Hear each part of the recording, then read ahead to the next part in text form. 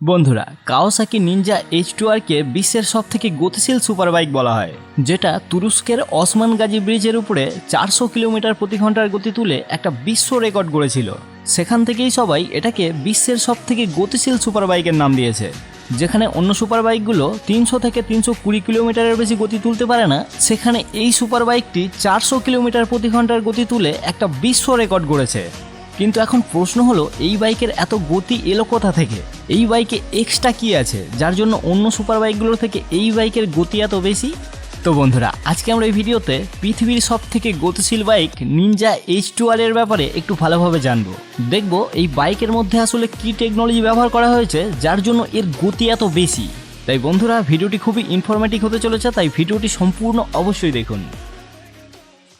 এই বাইকে 998 সিসির ইনলাইন 4 সিলিন্ডার ইঞ্জিন ব্যবহার করা হয়েছে, যেটা সাধারণত অন্য সব সুপার বাইকগুলোতেও এইরকম ইঞ্জিন ব্যবহার করা হয়, কিন্তু সেগুলোর টপ স্পিড এর মতো এত বেশি নয়। এই বাইকের টপ স্পিড এত বেশি হওয়ার পিছনে সব থেকে বড় দুটো কারণ রয়েছে।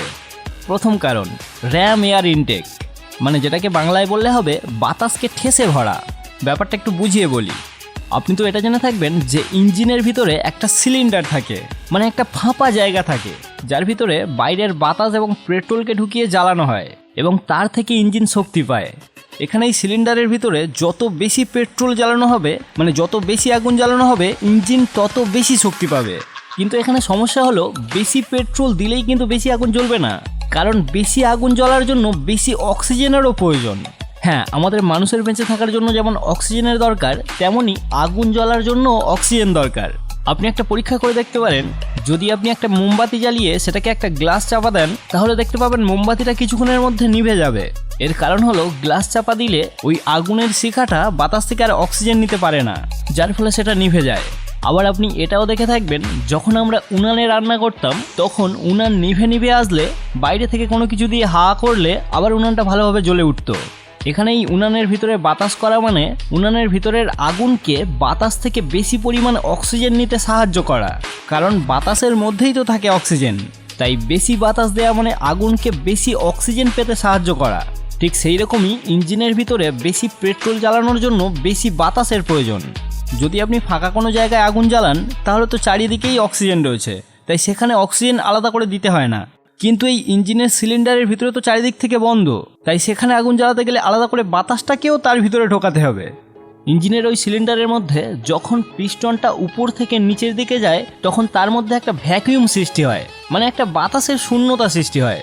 আর সেই শূন্যতা পূরণ করার জন্য বাইরের বাতাস ইনটেক ভ্যালভ দিয়ে প্রবল গতিতে সিলিন্ডারের ভিতরে প্রবেশ করে, তারপরে সেটার সঙ্গে পেট্রোল মিশিয়ে আগুন জ্বালানো হয়। এইভাবেই যে কোনো ইঞ্জিনের ভিতরে বাতাস প্রবেশ করানো হয় এবং তার থেকে আগুন জ্বালানো হয়। কিন্তু সমস্যা হলো, এই প্রক্রিয়ায় একটা সীমিত মাত্রায় বাতাস ইঞ্জিনের ভিতরে ঢোকানো যায় এবং একটা সীমিত মাত্রায় আগুন জ্বালানো যায়, যেটা একটা সাধারণ বাইকের জন্য তো ঠিক আছে, কিন্তু যখন একটা পাওয়ারফুল সুপার বাইক বানানো হবে, তখন ওই প্রক্রিয়ায় নেওয়া বাতাসও কম পড়ে যাবে। তখন বেশি আগুন জ্বালানোর জন্য ওই ছোট্ট সিলিন্ডারের মধ্যেই বেশি পরিমাণ বাতাসকে ঠেলে ঢোকাতে হবে। এখন অনেকে হয়তো ভাবতে পারেন যে ওই ছোট্ট জায়গার মধ্যে বেশি বাতাসকে ঠেলে ঢোকানোর কি দরকার, জায়গাটাকে বাড়িয়ে দিলেই তো বেশি বাতাস ঢুকে যেত। কিন্তু না বন্ধুরা, সেই জায়গাটাকে বাড়ানোরও একটা সীমা আছে। আসলে ওখানে বাতাস এবং পেট্রোলকে ঢুকিয়ে একটা বিস্ফোরণ ঘটানো হয়। সেই বিস্ফোরণের চাপেই পিস্টনটা নিচের দিকে সরে যায়, আর সরে গিয়েই পিস্টনের নিচে থাকা একটা ক্রাঙ্কশাফট নামক রডকে ঘোরানো হয়, আর এইভাবেই ইঞ্জিন চলে। তাই এখানে ওই বিস্ফোরণের যত বেশি চাপ থাকবে, পিস্টনটাকে তত জোরে নিচের দিকে ঠেলবে, আর তার ফলে পিস্টনটাও ক্র্যাঙ্কশাফটকে তত জোরে ঘোরাবে। এইভাবেই ইঞ্জিন বেশি শক্তিশালী হবে। তাই এখানে যদি বেশি বাতাসের জন্য ওই জায়গাটা বাড়ানো হয়, তাহলে বিস্ফোরণের চাপটা অনেক কমে যাবে, যার ফলে বেশি আগুন জ্বালিয়েও আলটিমেট কোনো লাভ হবে না। তাই আমাদের দরকার ওই ছোট্ট জায়গার মধ্যেই বেশি আগুন জ্বালিয়ে বিস্ফোরণের চাপটা বেশি তৈরি করা। আর বেশি আগুন জ্বালাতে গেলে বেশি পেট্রোলের সঙ্গে বেশি বাতাসও দরকার, মানে বেশি অক্সিজেনও দরকার। বেশি পেট্রোল তো দেওয়া যাবে, কিন্তু বেশি বাতাস দিতে গেলে সাধারণ অবস্থায় ওই জায়গায় যতটা বাতাস ধরে, তার থেকে বেশি বাতাস ঢোকাতে গেলে বাইরে থেকে আলাদা করে চাপ দিয়ে বাতাসটাকে ঢোকাতে হবে। যেমন পাবলিক বাসগুলোতে কন্ট্রাক্টর যেমন করে, বাসের ভিতরে একটুও জায়গা না থাকা সত্ত্বেও কন্ট্রাক্টর বলে উঠে আসুন, ভিতরটা পুরো ফাঁকা। এইভাবে তার বেশি লাভের জন্য বাসের ভিতরে যতটা সম্ভব মানুষকে ঠেসে ঢোকায়। ঠিক সেই রকমই ইঞ্জিনের ভিতরে যত বেশি ঠেসে বাতাস ঢোকানো যাবে তার ভিতরে তত বেশি পেট্রোল জ্বালানো যাবে এবং তার থেকে তত বেশি শক্তি পাওয়া যাবে। আর এই ইঞ্জিনের ভিতরে বাতাসকে ঠেসে ঢোকানোর জন্য ইঞ্জিনিয়াররা কি বুদ্ধি লাগিয়েছে একটু দেখুন। তারা কি করেছে, বাইকের মুখে একটা ফুটো করে দিয়েছে এবং তার সঙ্গে একটা পাইপ লাগিয়ে ইঞ্জিনে যেখান দিয়ে বাতাস প্রবেশ করে সেখানে লাগিয়ে দিয়েছে। এর ফলে কি হবে, বাইক যত জোরে চলবে বাইরের বাতাস তত জোরেই বাইকের মুখে ধাক্কা মারবে এবং সেই গতিতে আসা বাতাস ওই ফুটো দিয়ে ঢুকে পাইপ দিয়ে এসে সিলিন্ডারের ভিতরে চাপ দিয়ে প্রবেশ করবে। মানে এমনিতে তো যতটা বাতাস যাওয়ার দরকার সেটা যাচ্ছে, তার সঙ্গে সামনে থেকে সজোরে আসা বাতাস চাপ দিয়ে সিলিন্ডারের ভিতরে প্রবেশ করছে। এই প্রক্রিয়ায় সাধারণ প্রক্রিয়ার তুলনায় অনেক বেশি বাতাসকে চাপ দিয়ে সিলিন্ডারের ভিতরে ঢোকানো যায় এবং তাতে বেশি পেট্রোল জ্বালিয়ে বেশি শক্তি উৎপাদন করা যায়। আর এটাকেই বলা হয় র্যাম এয়ার ইনটেক সিস্টেম। এই নিনজা H2R বাইকটির সামনে দেখবেন এইরকম দুটো ফুটো আছে, যেগুলোর সঙ্গে দুটো পাইপ লাগিয়ে ইঞ্জিনে যেখান দিয়ে বাতাস প্রবেশ করে সেখানে লাগিয়ে দেওয়া হয়েছে। মানে আসলে এই বাইকের দুটো র্যাম এয়ার ইনটেক সিস্টেম লাগানো হয়েছে। এই H2R বাইকটির টপ স্পিড এত বেশি হওয়ার পিছনে শুধু এই র্যাম এয়ার ইনটেক সিস্টেমটাই প্রধান কারণ নয়। এই র্যাম এয়ার ইনটেক সিস্টেমটা অন্য সব সুপার বাইকগুলোতেও থাকে। এই র্যাম এয়ার ইনটেক সিস্টেমটা বাইকের পাওয়ার অনেকটা বাড়ায়, কিন্তু এটাই H2R এর এত গতি হওয়ার পিছনে প্রধান কারণ নয়। এই H2R বাইকটির টপ স্পিড এত বেশি হওয়ার পিছনে প্রধান কারণ হলো এতে সুপার চার্জ ইঞ্জিন ব্যবহার করা হয়েছে। এটাই বিশ্বের 1 নম্বর প্রোডাকশন বাইক যেটাতে সুপার চার্জ ইঞ্জিন ব্যবহার করা হয়েছে। এবার একটু ভালো করে বোঝাই এই সুপার চার্জ ইঞ্জিনটা আসলে কি এবং কিভাবে কাজ করে। এটারও র্যাম এয়ার ইনটেক সিস্টেমের মতো একই কাজ, যেটা হলো বাতাসকে ইঞ্জিনের ভিতরে যতটা সম্ভব চেপে ঢোকানো, কিন্তু এটা একটু অন্য পদ্ধতিতে করা হয়। মানে র্যাম এয়ার ইনটেক সিস্টেমে সাধারণ প্রক্রিয়ার তুলনায় একটু বেশি বাতাসকে ইঞ্জিনের ভিতরে চেপে ঢোকানো যায়, কিন্তু আমরা যদি তার থেকে আরও বেশি বাতাসকে ইঞ্জিনের ভিতরে চেপে ঢোকাতে চাই তাহলে আমাদের লাগাতে হবে এই সুপার চার্জ সিস্টেম। আমরা জানি পিস্টন চললে পিস্টনের নিচে থাকা ক্রাঙ্কশাফট নামক রডটা ঘোরে, সেখান থেকেই সেই ঘূর্ণন শক্তিটা ক্লাচ এবং গিয়ারবক্সের মাধ্যমে নিয়ে যাওয়া হয় চাকাতে। এই সুপার চার্জ ইঞ্জিন মানে আর কিছুই নয়, ওই ক্রাঙ্কশাফটের সঙ্গে একটা বেল্ট দিয়ে একটা পাখা ঘোরানো হয়, যে পাখাটা ঘুরিয়ে বাইরের বাতাসকে টেনে আরও বেশি চাপ দিয়ে সিলিন্ডারের ভিতরে ঢোকানো হয়। মানে এখানেও ইঞ্জিন যত জোরে ঘুরবে ওই পাখাটাও তত জোরে ঘুরবে এবং পাখাটা যত জোরে ঘুরবে তত বেশি বাতাস চেপে ইঞ্জিনের সিলিন্ডারের ভিতরে ঢোকাবে। আর যত বেশি বাতাস ইঞ্জিনের ভিতরে ঢোকানো যাবে তার মধ্যে তত বেশি পেট্রোল জ্বালানো যাবে এবং যত বেশি পেট্রোল জ্বালানো যাবে তত বেশি ইঞ্জিন শক্তি পাবে। কিন্তু এটা করতে গিয়ে একটা সমস্যা এসে যায়, সেটা হলো এই প্রক্রিয়ায় বাতাসকে প্রচণ্ড পরিমাণে কম্প্রেস করে, যার ফলে বাতাস প্রচণ্ড পরিমাণে গরম হয়ে যায়, যে অবস্থায় ইঞ্জিনের ভিতরে পাঠাতে গেলে পেট্রোল মেশালেই স্পার্ক করার আগেই হয়তো আগুন জ্বলে যেত। তাই সেই গরম বাতাসকে সিলিন্ডারের ভিতরে পাঠানোর আগে একটু ঠান্ডা করে নেওয়া হয়। ঠান্ডা করার জন্য ইঞ্জিনে বাতাসটা ঢোকার আগে একটা কুলার লাগানো থাকে, মানে কম্প্রেস হয়ে বাতাসটা সেই কুলারের মধ্যে যায়, সেখান থেকে কিছুটা ঠান্ডা হয়েই তারপরে ইঞ্জিনের ভিতরে যায়। এইভাবেই কাজ করে এই সুপার চার্জ ইঞ্জিন। এই সুপার চার্জ ইঞ্জিনটা আসলে সুপার কারগুলোতে ব্যবহার করা হয়, কিন্তু কাওয়াসাকি প্রথমবার এটা বাইকে ব্যবহার করেছে।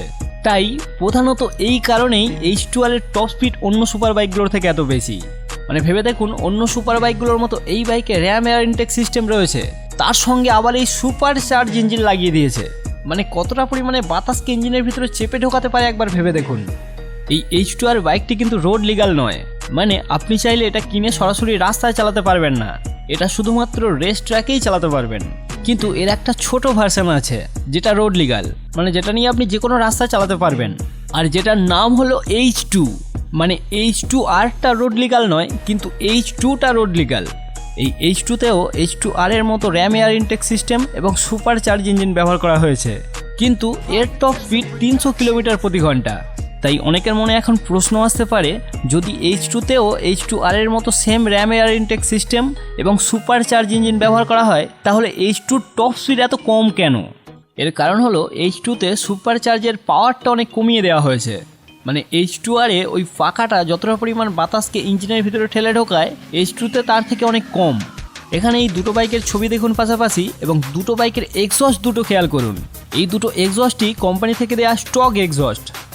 H2তে বাইকের শব্দ কমানোর জন্য অনেকটা বড় এবং মোটা এক্সস্ট দেওয়া হয়েছে, কিন্তু H2R এ ফ্রি ফলো এক্সস্ট দেওয়া হয়েছে। এর মানেটা বোঝাই, যত গতিতে যত পরিমাণে ইঞ্জিনের ভিতরে বাতাসকে ঢোকানো হবে, তত গতিতে তত পরিমাণে ইঞ্জিন থেকে বাতাসটাকে বাইরেও বার করতে হবে, কারণ বাতাস তো আর পেট্রোলের সাথে পুড়ে যাবে না, বাতাসের শুধু অক্সিজেনটা ব্যবহার করবে পেট্রোলটাকে জ্বালানোর জন্য।